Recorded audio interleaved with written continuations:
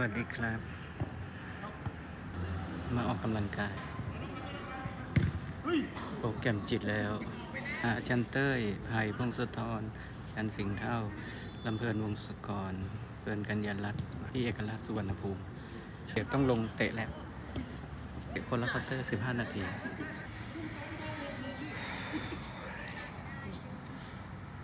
เตรียมลงสนามให้ดูในสนามหน่อยพี่เอกลักษณ์ไผ่ออกมาพักอยู่นุ่งลำเพลินวงศกรน้องเฟิร์นกัญญารัตน์ไผ่อยู่นู่นไผ่จันสมชาย